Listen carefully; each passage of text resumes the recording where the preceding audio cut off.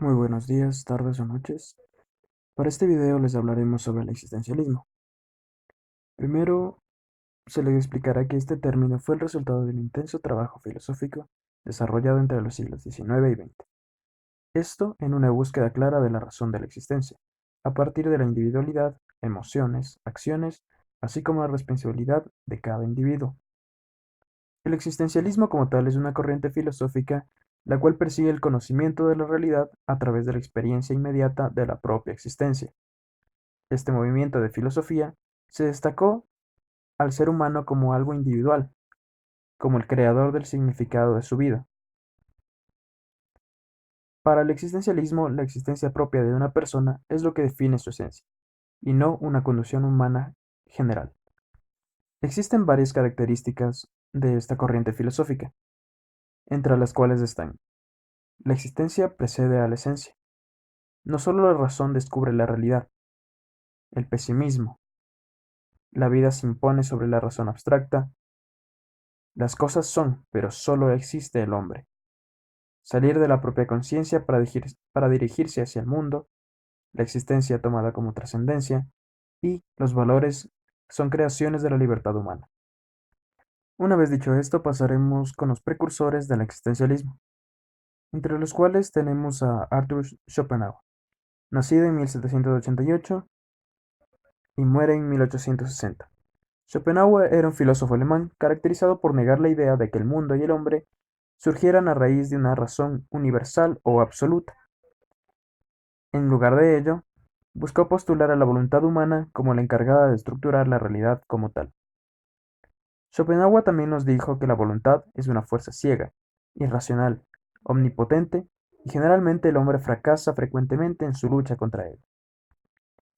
Friedrich Nietzsche nace en 1844 y muere en 1900.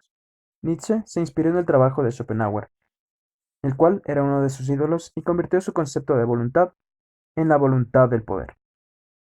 Nietzsche también da la idea del concepto del superhombre o Übermensch, el cual es una persona capaz de generar su propio sistema de valores, identificando como bueno todo lo que procede de una genuina voluntad de poder. Por último, y no menos importante, Søren Kierkegaard. Nace en 1813 y muere en 1855. Søren fue un filósofo y pastor protestante danés, considerado como el primer existencialista de la historia, aparte de ser una de las influencias directas de esta corriente. En su filosofía, Kierkegaard argumenta que el punto de partida y final de esta rama, en general, se debe al individuo. Søren se centró en la carne y hueso y su particular situación en el mundo. Esto, a su vez, para evitar tratar de explicar la realidad como tal. Para continuar con la idea del existencialismo, daremos un pequeño resumen sobre lo que éste es. Por lo tanto, denominamos al existencialismo como una corriente filosófica desarrollada en Europa entre las dos guerras mundiales, y por ello, en cierto sentido, es una expresión de desorientación y desarraigo, producida ya sea por cambios en la cultura, valores y principios que caracterizaron esa sociedad durante una época histórica determinada. Es decir, el existencialismo es la esencia del ser humano. Es la existencia como pura libertad sin encontrarse sometida a nada. Una vez dicho esto, las ideas que se presentarán serán de filósofos existencialistas, sus escuelas y una que otra conclusión que se puede sacar de esto. Para iniciar, comenzaremos con una frase de uno de estos filósofos existencialistas, Jean-Paul Sartre. La muerte es la continuación de mi vida sin mí. Una vez dicho esto, comenzaremos con Karl Jaspers. Nace en 1883 y muere en 1969. El alemán Karl Theodor Jaspers nos dice que la filosofía es una herramienta con la cual podemos esclarecer nuestra existencia, ya sea individual y única para cada uno. Para Jaspers, la existencia supera la ciencia, al no ser algo objetivo con lo cual pueda ser estudiada y justificada mediante un razonamiento científico. Entonces, al hombre solo le queda reconocer y aceptar la posibilidad del ser, que cada uno de nosotros no somos más que nuestra propia existencia. Jaspers además maneja el término de libertad no como una selección de alternativas o serie de decisiones hechas por nosotros mismos, más bien la plantea como la aceptación de nuestra existencia tal y como es. Por lo tanto, nos convertimos en lo que somos. Jean-Paul Sartre, 1905 a 1980. Sartre era un filósofo francés. Plantea que el hombre se encuentra completamente abandonado. Para Sartre, el hombre no es más que su existencia, su esencia, es decir, un conjunto de fórmulas y cualidades las cuales nos permiten definirlo, algo que se agrega durante su existencia. Lo que hace que Sartre se plantee su cuestionamiento: ¿qué es el hombre? Para Sartre el hombre es lo que cada uno decida ser de sí mismo.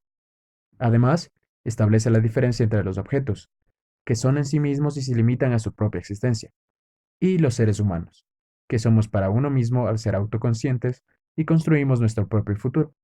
Sartre nos deja una pequeña idea. El hombre está condenado a ser libre y no debe buscar excusas para justificar sus decisiones. Para finalizar con estos filósofos, tenemos a Maurice Merleau y Gabriel Marcel.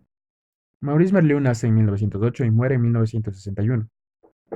Afirma que la existencia es ambigua y tenemos un abanico de posibilidades por conocer. Es decir, somos parcialmente libres, pues el mundo y nuestro pasado nos limitan a la vez que escogemos nuestro mundo y el mundo nos escoge a nosotros. Gabriel Marcel nace en 1889 y muere en 1979. Marcel calificó su filosofía como neocratismo y tiene dos rasgos fundamentales. El primero nos dice que parte de las existencias es irrepetible, el enigma que es aquello que está más allá de nosotros. Es decir, la existencia gira en torno a la fe, y es por eso que la ciencia no puede explicarla. Su segundo fundamento nos dice que la experiencia se vuelve auténtica cuando debemos participar en el ser. Por lo tanto, el hombre puede proyectarse a aquello que está más allá de su existencia mediante la fidelidad, el amor y la esperanza. Ahora hablaremos de las escuelas del existencialismo. Existen tres: existencialismo teísta, ateo y agnóstico. El existencialismo teísta reflexiona sobre la existencia de Dios y el espíritu.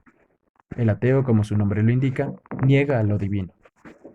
Y el existencialismo agnóstico considera que la existencia de Dios es irrelevante para la existencia humana. Una vez dicho esto, podemos sacar algunas conclusiones de todo esto. Una, que la existencia precede la esencia. Por lo tanto, el acento de la reflexión está en el modo de la existencia y no en su fin o su propósito. Podemos decir que el ser humano existe desde que es capaz de generar cualquier tipo de pensamiento, y positivamente afirmamos la existencia humana y concreta.